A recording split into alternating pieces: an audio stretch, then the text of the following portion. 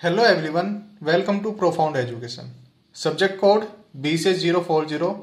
इसकी हमने unit 1 start कर रखी है जिसका नाम है डिस्क्रिप्टिव स्टैटिस्टिक्स। अभी तक हम यूनिट 1 में क्या पढ़ चुके हैं? यूनिट 1 में हम डेटा के बारे में पढ़ चुके हैं, काइंड्स ऑफ डेटा पढ़ चुके हैं और डेटा को ग्राफिकली रिप्रेजेंट करना हम जान चुके हैं कि डेटा को ग्राफिकली रिप्रेजेंट कैसे करते हैं। इसके बाद जो हमें पढ़ना है, इसके बाद हमें पढ़ना है समराइजेशन ऑफ डेटा। समराइज करना डेटा को कि हमारा डेटा किस तरह से समराइज हो सकता है। मतलब इसका ये है कि जैसे कंपैरिजन करना। अब डेटा हमारे पास है और डेटा से हमें इंफॉर्मेशन कलेक्ट करनी है, उसके लिए हमें कंपैरिजन करना जरूरी है। जैसे एग्जांपल ले लेते हैं 2 प्लेयर्स का, उनकी बैटिंग एवरेज के बीच में, और ये बताना है कि कौन सा उनमें से बेस्ट बैट्समैन है। ये हम कैसे बताएंगे? हम उनका एवरेज देख के बता सकते हैं। जिसका एवरेज बेस्ट होगा वो हमारा बेस्ट बैट्समैन होगा। एवरेज निकालने के लिए हमारे पास इसमें 2 चीज आ जाती है, एक मेजर्स ऑफ सेंट्रल टेंडेंसी और measures of dispersion. Major of central tendency क्या करती है? नॉर्मल एवरेज पे वर्क करती है और किसी किसी केस में ये रिलायबल नहीं होती। और जो मेजर ऑफ डिस्पर्जन होती है वो हमारी मोस्ट रिलायबल होती है according to measure of central tendency. Measure of central tendency में अरिथमेटिक मीन आएगा, मीडियन आएगा और मोड आएगा। और बाकी अगर जो इसके अलावा हम अदर एवरेजेस की बात करेंगे तो उसमें ज्योमेट्रिक मीन और हार्मोनिक मीन आएगा, जिसको हम GM और HM बोलेंगे। और अगर जो बात करते हैं मेजर ऑफ डिस्पर्जन की, मेजर ऑफ डिस्पर्जन में आता है स्टैंडर्ड डेविएशन और वेरिएंस। ये मोस्ट रिलायबल होते हैं as comparison to mean, median and mode. अब बात करते हैं मेजर ऑफ सेंट्रल टेंडेंसी के फर्स्ट एवरेज की, जो होता है अरिथमेटिक मीन, या जिसको हम बोल सकते हैं मीन। अरिथमेटिक मीन जो हम अप्लाई करेंगे वो हम सिर्फ 2 डेटा पे अप्लाई करेंगे, अनग्रुप डेटा पे और ग्रुप डेटा पे। अनग्रुप डेटा में क्या आ जाता है? इंडिविजुअल सीरीज हम इसको बोलते हैं। इंडिविजुअल सीरीज से मतलब होता है कि जिसमें हमारे नंबर जो लिखे हुए हैं वो इंडिविजुअल के नंबर लिखे हुए हैं, जैसे 2, 5, 7, 8, 9, 10। ये हमारी इंडिविजुअल सीरीज है। यह एक तरह से हमारा अनग्रुप डेटा है। या अनग्रुप डेटा को मैं ऐसे भी बोल सकता हूं, फर्स्ट नेचुरल नंबर्स का एवरेज निकालना। फर्स्ट नेचुरल नंबर का एवरेज क्या होगा? वो भी एक हमारा इंडिविजुअल सीरीज का पार्ट है। इसके बाद आ जाती है हमारी डिस्क्रीट सीरीज, जो ग्रुप डेटा से बिलोंग करती है। इसमें ग्रुप में क्या आ जाता है? इसमें फ्रीक्वेंसी हमारे पास आ जाती है। फिर आ जाती है हमारी कॉन्टिन्यूअस सीरीज, ये भी हमारा ग्रुप डेटा से बिलोंग करता है। अब इंडिविजुअल सीरीज का जो मीन फाइंड आउट करना है उसके लिए एक हमारा फॉर्मूला होगा। वो फॉर्मूला हमारा क्या होगा? Individual series mean. इसमें जो हमारी वैल्यूज होगी वो वैल्यूज हमारी इंडिविजुअल होगी, जैसे x1, x2, x3, x10 तक की मैंने ली हुई है, xn तक हो सकती है वैल्यू। और इसका मीन निकालने का डायरेक्ट फॉर्मूला है, मीन को हम x बार से डिनोट करेंगे। x bar equal to x1 plus x2 plus x3 plus ये सम चलता रहेगा हमारा x10 तक, जितनी हमारी वैल्यूज दे रखे हैं, जितनी हमारी इंडिविजुअल सीरीज में वैल्यूज है, और divide by total number of observation. तो इसको अगर जो हम न्यूमेरिकली इसका फॉर्मूला देखना चाहें, x bar equal to summation of xi, और i जहां पर बिलोंग कर रहा है 1 से लेके n तक, और डिवाइड बाय n। ये हमारा मीन का फॉर्मूला होगा इन इंडिविजुअल सीरीज में। अगर जो हम इसको थियोरेटिकली देखें, x bar equal to sum of observation divide by total number of observation. इन सबको हम ऑब्जर्वेशन बोलेंगे, इन सबका sum divide by total number of observation से हम फाइंड आउट कर पाएंगे कि इंडिविजुअल सीरीज का मीन कैसे निकाला जाता है। एक अब एग्जांपल ले लेते हैं, जैसे x1 की वैल्यू 30 है, x2 की वैल्यू 50 है, x3 की वैल्यू 70 है और x4 की वैल्यू 90 है। ये हमारी 4 ऑब्जर्वेशन यहां पर गिवन है और इन 4 ऑब्जर्वेशन का हमको मीन फाइंड करना है। तो मीन का फॉर्मूला क्या है? मीन को हम डिनोट करेंगे x बार से। x bar equal to sum of observation 30 plus 50 plus 70 plus 90 divide by total number of observation. इनका सम क्या होगा? 30, 50, 80, 80, 70, 150, 150 और 90, 240। 240 डिवाइड बाय 4, आंसर आ गया 60। इसी के ऊपर एक बुक में क्वेश्चन है E11। क्वेश्चन ये है कि the average weekly wage of 60 workers in a factory was calculated as 80 rupees 50 पैसे later. It was found that for 1 worker the wage was recorded as rupees 92, whereas the actual figure should have been rupees 80. What is the corrected average weekly veg.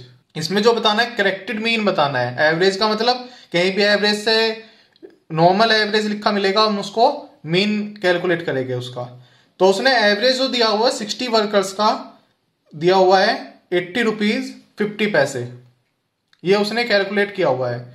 और उसको बताना है कि उसने क्या किया है कि उसने रीडिंग गलत कर ली, किसी एक वर्कर का उसने 92 ले लिया, लेकिन जो एक्चुअल में जो फिगर थी वो थी 80 रुपीज। लेना उसको 80 था, उसने ले लिया है 92। उसने 92 लेके 80 रुपीज 50 पैसे से 50 पैसे का मीन निकाल दिया है। तो हमें करेक्टेड मीन बताना है।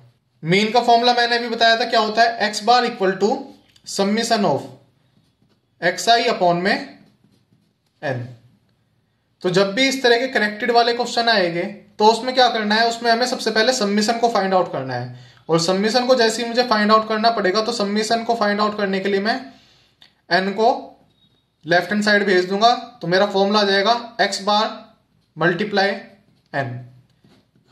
मीन की मल्टीप्लाई कर देंगे टोटल नंबर से। तो जैसे उसने बोला है कि 60 वर्कर्स का एवरेज ये है, तो अब हमें इस फॉर्मूले का यूज करके आगे फाइंड आउट करना है। तो सबसे पहले एवरेज ऑफ 60 वर्कर्स उसने क्या दिया है, ₹80.50। तो sum of wages of 60 workers निकालना है। फॉर्मूला हमारा क्या है, x bar into N, number of observation, mean into number of observation. Mean क्या है हमारा 80.50 इंटू नंबर ऑफ ऑब्जर्वेशन क्या है हमारी 60। तो इन दोनों की मल्टीप्लाई करेंगे तो हमारा आंसर आ जाएगा 4830 रुपीज। ये हमारा सम ऑफ वेजेस ऑफ 60 वर्कर्स हो गया। अब उसने क्या बोला है, उसने ये बोला है कि उसने 92 ले लिए एक ऑब्जर्वेशन को, जो उसको लेनी थी 80। तो हम क्या करेंगे, जो हमारा सम आया उसमें से 4830 में से हम 92 को माइनस कर देंगे, देन 80 को ऐड कर देंगे।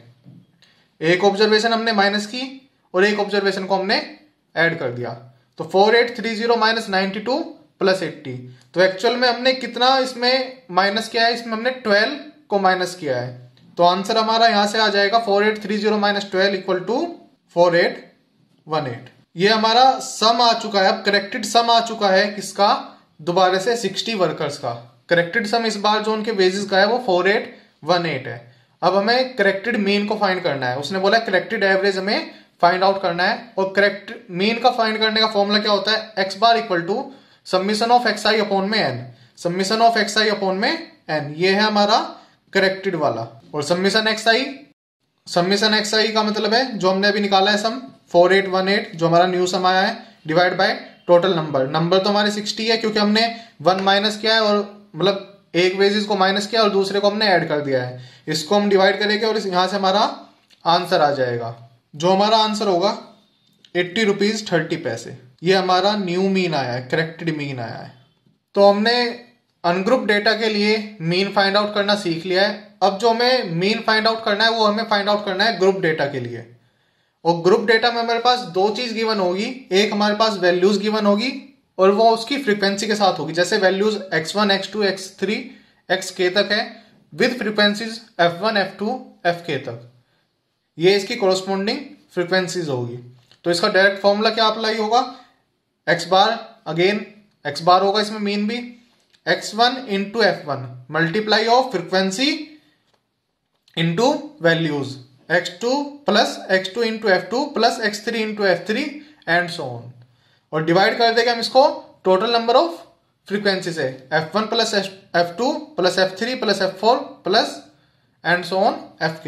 तो इसको अगर जब न्यूमेरिकली फॉर्मूले को देखेंगे तो हमारा x बार इक्वल टू क्या आ गया, summation of x I F I, summation of x I F I divide by summation of F I. और हम इसको कैपिटल एन से भी डिनोट कर सकते हैं। तो हमारा फॉर्मूला इस तरह से भी लिखा जा सकता है, summation of F I x I F I हो या एफ आई एक्स आई हो, मल्टीप्लाई में सेम ही रहना है, डिवाइड बाय एन। और जहां पर हमारा एन क्या बिलोंग करता है, एन हमारा बिलोंग कर रहा है समीशन ऑफ एफ आई से, एन हमारा बिलोंग कर रहा है समीशन ऑफ एफ आई से। इसके ऊपर भी एक एग्जाम्पल ले लेते हैं। एग्जाम्पल है frequency distribution of score of 100 students in statistics test. तो इसमें जो दिया हुआ है, इसमें दिया हुआ है कि ये हमारा डेटा गिवन है, इसमें स्कोर एक्स आई गिवन है, इसमें फ्रीक्वेंसी FI गिवन है और हमें इसका मीन निकालना है। और ये जो गिवन है ये 100 स्टूडेंट्स का गिवन है। तो टोटल नंबर कितने 100 स्टूडेंट्स है। 0 मार्क्स, 0 स्कोर किया है किसी ने, 1 2 3 स्कोर किया है उसने 9 तक, बच्चों ने 9 तक स्कोर किया है। और उनकी फ्रीक्वेंसी क्या है 1 2 4 9 15 21 20 15 9 4 100। ये 100 क्या है, इन फ्रीक्वेंसी का टोटल है 100। तो सबसे पहले हमें फाइंड आउट करना है फॉर्मूले के अकॉर्डिंग XI FI को या FI XI को।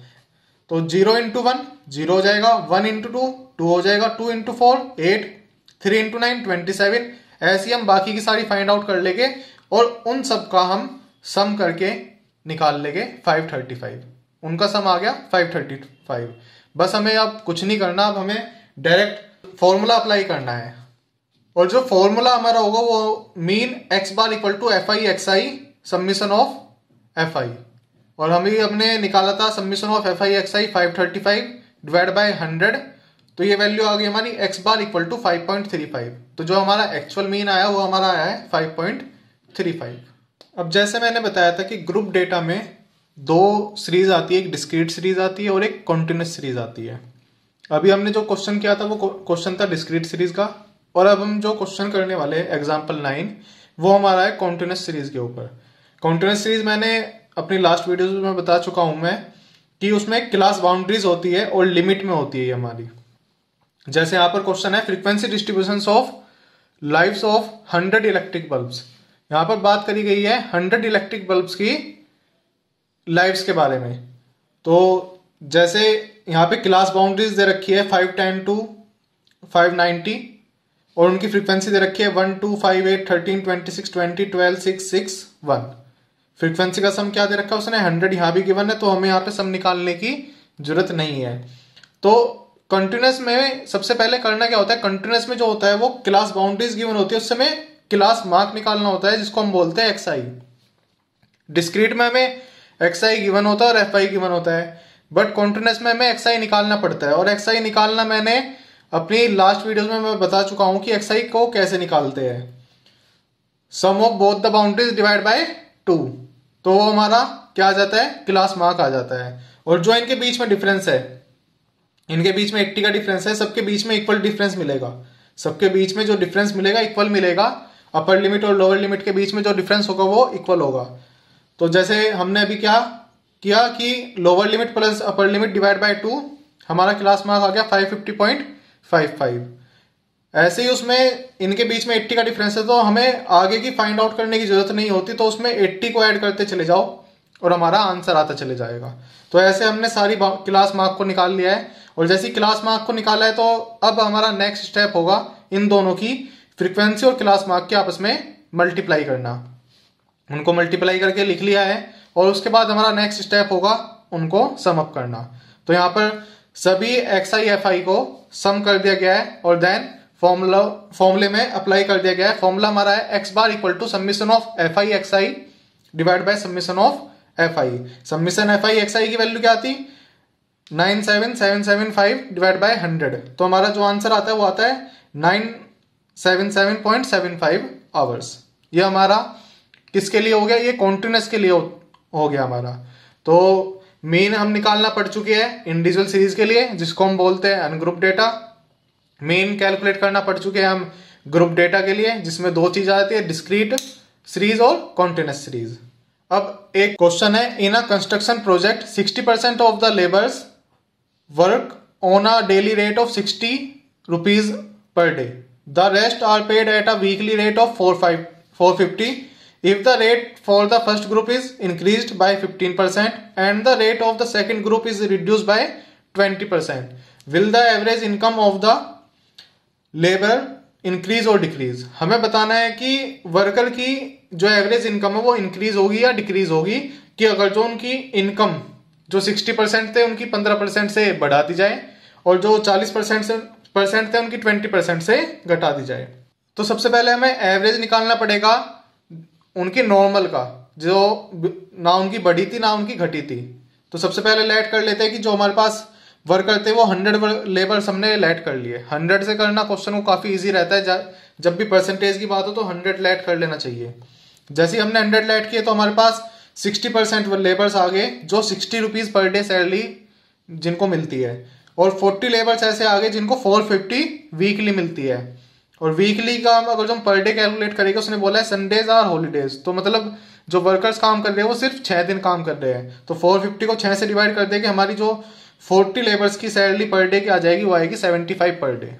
60 की 60 पर डे आ गई, 75 की 40 की 75 पर डे आ गई। तो इसका एवरेज निकालने के लिए क्या करना है, एवरेज सीधा सीधा निकालना है 60 into 60 numbers into salary, 60 into 60 plus 75 into 40 XI into FI plus FI into XI divide by total number 100।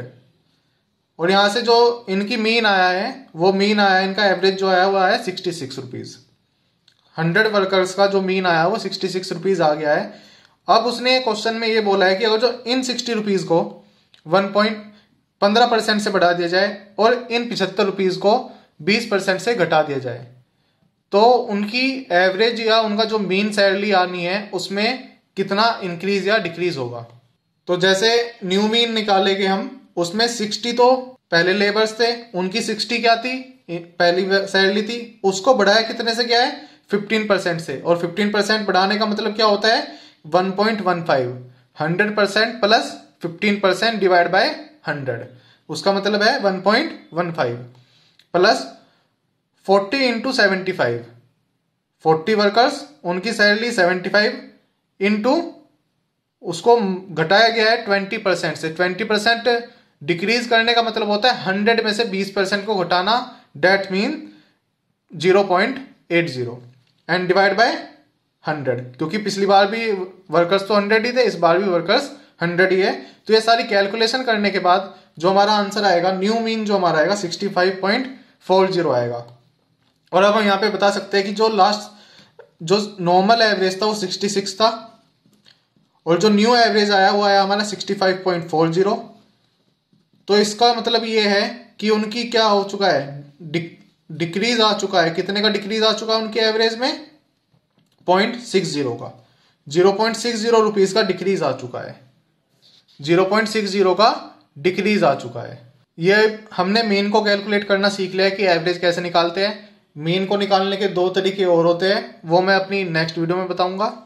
अगर जो आपको हमारी वीडियोस अच्छी लगी हो तो लाइक करें, आगे आने वाली वीडियोस के अपडेट के लिए चैनल को सब्सक्राइब करें, और कोई आपका सुझाव है उसको कमेंट्स करें। Thank you.